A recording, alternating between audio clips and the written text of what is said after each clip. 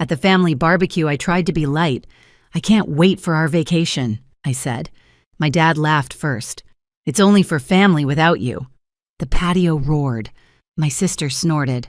My mom smiled like it was a joke. I didn't explode. I nodded, stood up, and left my unopened wine on the table. 5 days later, Mom reached for $5,000 she thought was still hers. One tap later, the account had a new name and their group chat had a new problem. Stay with me. This story doesn't end where they thought it would. Because before that barbecue, before the laughter, and the $5,000, there were years of smaller cuts. Little things I kept excusing because they were family. I teach 4th grade. My life is quiet lesson plans, cafeteria coffee, the smell of dry erase markers that never quite leaves your clothes. My weekends were always for them. I'd drive 40 minutes to fix a Wi-Fi router, pay for a plumber they couldn't afford, or pick up groceries when their card unexpectedly declined. They'd thank me post-family photos and somehow forget to tag me. The truth is, I used to love being useful. It made me feel needed. But somewhere along the way, being needed turned into being used. Emily noticed first. She's calm, practical, the kind of person who plans vacations with spreadsheets. Last spring, she said, "You realize they only call when something breaks, right?" I laughed it off. I told her she didn't understand how families work. I said guilt was our love language. She didn't find it funny. Then came Colorado. A 3-day cabin trip, cheap, quiet, a break from grading papers and phone calls that always started with Zoey. I didn't post a single photo, but my cousin did. One picture of me and Emily smiling against the snow. That's all it took. 2 days later, the text started. Tara, first, "Wow, must be nice to forget your family." Then Matt, "You've changed." And my mother's message that sounded sweet but stung harder than any insult. "We've always been there for you, but when you get time off, you run away like we don't exist." They turned a weekend getaway into a betrayal. By the end of the week, I was the villain in their story, the selfish daughter who left them behind. Emily told me not to go to that barbecue, said it felt like a setup. But when Mom called her voice bright, promising it would be just family, I believed her. I always do. That Sunday, I brought a bottle of red wine. Something decent, not fancy. I even practiced how to sound casual, how to say sorry without actually apologizing. I told myself maybe this was the moment things went back to normal. I didn't know then that normal had already shifted. I didn't know that the same people smiling at me across the picnic table were waiting to humiliate me in stereo. But I should have known. Because every time they said just family, what they really meant was without you. The smell of grilled meat still makes my stomach twist. That day the air was thick with smoke and something else expectation. My dad was at the grill, tongs in hand, acting like it was any other Sunday. Matt leaned against the cooler, already on his second beer. Tara scrolled through her phone like she was too bored to exist. Mom set the table, humming. When I walked in with the wine, no one looked surprised. But no one said hello either. "Hey," I said, forcing a smile. "Looks great out here." "Yeah," Dad replied without looking up. "We started early." Translation: "You're late." I sat down, trying to ignore how quiet it felt, like everyone was waiting for a cue. Mom slid a plate in front of me. So she said, "How's Emily?" "She's good," I said, hoping that would be enough. It wasn't. "That's nice." She smiled thinly. No follow-up question, just silence, the kind that spreads and swallows whole conversations. I glanced at Matt, tried to ask about his new job. He grunted. Tara snorted. The laughter that followed wasn't loud, but it was sharp. I laughed along, pretending not to notice the edge in their tone. And then I said it. The sentence that would detonate everything. "I can't wait for our vacation." It was supposed to be small talk, light, harmless. Dad froze for half a second, then laughed that deep, fake laugh he uses when he's about to say something cruel. "It's only for family without you." The patio erupted. Matt slapped his knee. Tara wheezed. Mom raised her wine glass, smiling like it was a toast. For a moment, I just sat there. My ears rang. The world narrowed down to the sound of ice clinking in glasses. I thought maybe someone would say it was a joke. Maybe Dad would wink. Maybe Mom would scold him. But no one did. It was deliberate. They wanted to see if I'd break. I didn't.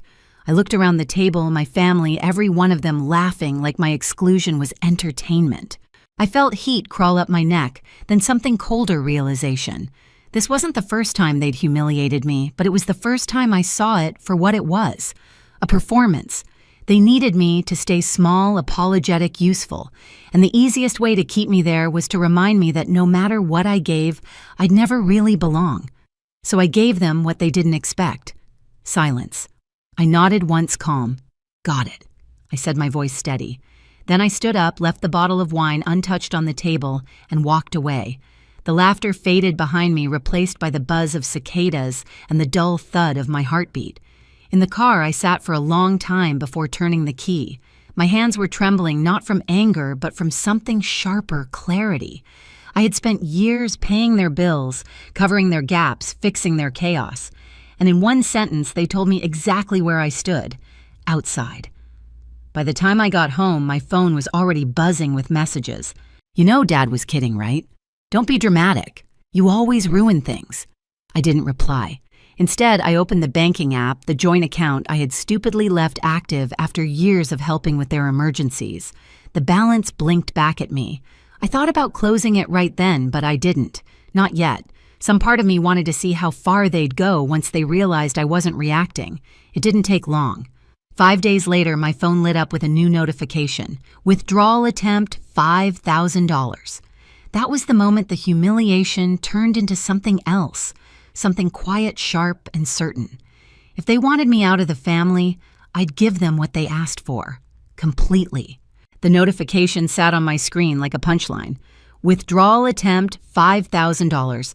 Same joint account, same card I opened years ago when Mom said she just needed help with utilities. I should have closed it ages ago. But guilt has a way of keeping doors unlocked. I stared at the number until the screen dimmed. My coffee went cold. Somewhere between the barbecue and this moment, something in me had gone still. No yelling, no panic, just a clean, steady line inside my chest. I called the bank first, blocked the card, I said, my voice calm. Immediately, the rep asked if I wanted to file fraud. I almost laughed. No, I said, it's family. When the confirmation email arrived, I reopened the app. The account name blinked at the top family fund. I pressed edit, deleted every letter. Then I typed 3 words, pay without me. For a moment, I just looked at it, the phrase that summed up years of guilt and small humiliations. I hit save. 10 minutes later, my phone started buzzing. Mom, hey, did you touch the account, Dad? Your mother made a mistake. Fix it. Tara, haha. Matt, seriously, what's your problem? I didn't reply. Instead, I took a screenshot of the account name, the failed transaction, and sent it to the group chat. No caption, no explanation. Then I put my phone face down and went for a walk. The air was heavy with that sticky, late summer heat, but my mind felt clear. For the first time in a long time, I wasn't rehearsing apologies in my head. I wasn't planning how to make things right. I was just done.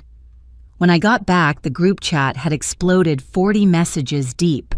Mom wrote, "This is ridiculous. We needed that money for the holidays. Dad, after everything we've done for you, Tara Elmeo, you're actually insane. Matt, grow up, Zoey." I read every word, then archived the chat. Not deleted, just folded away like a document I might someday show a lawyer. Emily found me sitting on the couch, legs tucked under a blanket, staring at the dark phone screen. She didn't ask what happened. She just said, "You finally did it, didn't you?" I nodded. "Yeah." I stopped paying for people who never saw me as part of the bill. Outside, thunder rolled low and slow across the sky. Inside, my phone vibrated again, another wave of messages I didn't care to read. They wanted chaos. I gave them silence. That's the thing about revenge. Not every explosion is loud. Sometimes it's just a quiet click, followed by the sound of everything you owe finally disappearing. By the next morning, the panic had bloomed. When I checked my phone before work, I had 16 missed calls and a string of messages that bounced between outrage and desperation. The family group chat had turned into a battlefield of accusations, each of them blaming someone else for losing control of the account. Mom claimed she didn't know the withdrawal was that large. Dad wrote, "This is petty, Zoey. You're embarrassing yourself." Tara posted a crying, laughing emoji followed by a screenshot of the rejection notice from the bank, like it was some kind of family meme. I muted the thread. By lunchtime, Mom showed up outside my classroom. The secretary buzzed me. "There's a Mrs. Brooks here," she said. "Says it's urgent." I stepped into the hallway, heart steady. Mom was standing there holding her purse like it was a prop in a play she'd rehearsed. "You blocked the card?" She asked, her voice soft, trembling in all the right ways. "Yes." She blinked fast, trying for tears that wouldn't come. "We just needed it for the holidays." I folded my arms. "You tried to take $5,000 without asking me. It was for us, for the family." I smiled small. "You said I wasn't family, remember?" Her mouth opened, then closed again. She wasn't expecting that. "Zoey," she said finally, "you're overreacting. You're being cruel." That word cruel landed harder than the laughter ever did. For years they'd taken and called it love. Now me saying no was cruelty. "I have to get back to class," I said. "You should go." Her voice cracked on my name, but I walked away before I could start to care again. That night, I came home to Emily setting out takeout containers on the counter. "You okay?" she asked. I shrugged. "They're unraveling." She smiled faintly. "Good." But it didn't stop there. 2 days later, I came home to my apartment door slightly ajar. My first thought was that I'd forgotten to lock it. My second thought, when I heard voices inside, was worse. Mom and Dad were standing in my living room. Tara sprawled on the couch, shoes off, scrolling her phone. A half-eaten bag of chips on the coffee table. "What are you doing here?" I asked. Mom turned with that same practice calm. "You weren't answering." "Because you tried to steal from me," I said. Dad stepped forward, voice heavy with mock authority. "Watch your tone. We're still your parents. Then act like it." He scoffed. "You've changed. Ever since you started dating her." Emily froze at the doorway, holding the takeout bag like a shield. "You broke into his apartment," she said evenly. "That's not okay. This is family business," Mom snapped. I felt the last thread of patience snap. "No," I said. "This is trespassing." They didn't move. Tara laughed softly without looking up. "You're such a drama queen." I walked to the door, opened it wide. "Get out, Zoey, now." Mom's eyes narrowed, cold replacing the sweetness. "You're going to regret this. I already did," I said and shut the door behind them. The silence after they left felt sacred. Emily sat on the couch, shoulders tense. "They're not going to stop," she said. "I know." That night, I called someone I hadn't spoken to in years, my mother's sister, Denise, the family's black sheep. When she answered, she didn't sound surprised. "I was wondering when you'd call," she said. She invited me over that same evening. Her small house smelled like cedar and old books. Before I could speak, she handed me a folder thick with papers. "Your mother's been manipulating people for years. You're just the latest." Inside were records, payments, old transfers, even hand-signed notes from the time she'd borrowed money from Denise and never repaid a cent. $10,000 for a roof repair in 2012. Another $5,000 for a medical emergency that turned out to be a Caribbean cruise. I felt sick. "She said you were unstable," I murmured. Denise laughed. "Of course she did. It's easier to erase the truth when everyone thinks you're crazy." We spent hours comparing stories. The patterns matched perfectly. Borrow, lie, guilt, repeat. "I can help you," she said, pouring wine into 2 mismatched glasses. "But if we do this, you have to be ready for them to hate you." I smiled for the first time all week. They already do. The next few days were a quiet storm. Denise's friend, someone who worked in financial compliance, helped me sever every tie I had with my parents, accounts, emergency contacts, insurance. I closed the last joint account, then sent one message to the family chat, a screenshot of the zero balance under the name, "Pay without me." No caption, just silence. Matt responded first. "What the hell is this?" Tara followed. "You're losing it." Mom called 6 times in an hour. I didn't answer. The next morning, I woke to find my phone vibrating nonstop. Denise had posted something old photos of my parents in casinos sipping cocktails, timestamps overlapping the months they'd claimed to be broke. She didn't tag them. She didn't have to. Within minutes, cousins were texting me asking if it was true. My father's sister messaged, "You've humiliated your mother." I just stared at the screen, feeling none of the guilt they were trying to hand me. That evening, my mother appeared again, this time on my doorstep with her brother Brian. He stood behind her like muscle arms, crossed sunglasses on, though it was almost dark. She looked tired, strategically tired. "We came to talk," she said. I stepped outside, closing the door behind me. "You shouldn't be here." Brian jumped in. "You embarrassed the family. That post was out of line." I almost laughed. "Out of line is trying to drain my account." "She made a mistake," he snapped. "She made a choice," I corrected. Mom lifted her hands in mock surrender. "We just want peace." We canceled the trip. We thought maybe we could start over. The same game. Pretend it never happened. Reset the board. "I'm not going anywhere with you," I said. "If you show up again uninvited, I'll file a report." Brian scoffed. "You'd threaten your own mother." I met his stare. "No, I'm protecting my life." Mom's expression shifted shock, then pity, then contempt. "You've changed," she said, as if it were the worst thing imaginable I said, quietly. "And I'm not sorry." They walked away without another word. The porch light buzzed above me. Inside, Emily waited by the window, eyes searching my face. "It's not over," I told her. "They'll come back." I was right. 2 days later, an email arrived from the school district, notice of concern, immediate acknowledgement required. Someone had filed an anonymous complaint claiming I was emotionally unstable and creating a hostile classroom environment. I read it twice, then looked up at Emily. "They found a new way to attack." She took my hand. "Then we find a new way to end it." And this time I knew exactly how. I didn't waste a second. I called Denise, forwarded the complaint, and waited while she read. "Anonymous." "Huh," she said. "Give me a day." By the next afternoon, she called back. "Got her," she said simply. "Your sister's college, IP, no VPN, amateur hour. Relief didn't come all at once. It came in waves." I brought everything, emails, messages, screenshots, to a lawyer Denise recommended. Her name was Clara, calm and sharp-eyed, the kind of woman who didn't blink at family drama dressed as fraud. She flipped through the pages and said, "We'll start with a no-contact order. Temporary at first, then permanent." It was like exhaling after years of holding my breath. Within a week, the school board cleared my name. HR apologized quietly. My principal told me to take a few days off, paid of course. I said thank you, but what I meant was finally. Mom tried to call once more. I didn't answer. Then came a final message. "You'll regret cutting us out. Family is forever." I deleted it. That night, Emily and I packed boxes. We found a new place, 2-bedroom sunlight, that actually reached the floor, a kitchen window overlooking a park. When the keys turned in the new lock, I felt something loosen in my chest that had been tight for years. Denise came by with pizza and cheap wine. As we ate on the floor, she said, "You know, they'll probably keep talking. They always need someone to blame." I smiled.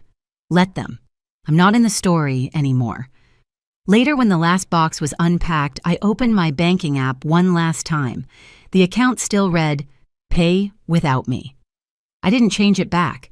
It wasn't revenge anymore, it was a reminder that silence can be louder than shouting, that walking away can echo more than any argument. For the first time in my life, I slept through the night. No calls, no buzzing phone, no guilt, just peace paid in full. 2 months later, I stopped checking their group chat altogether.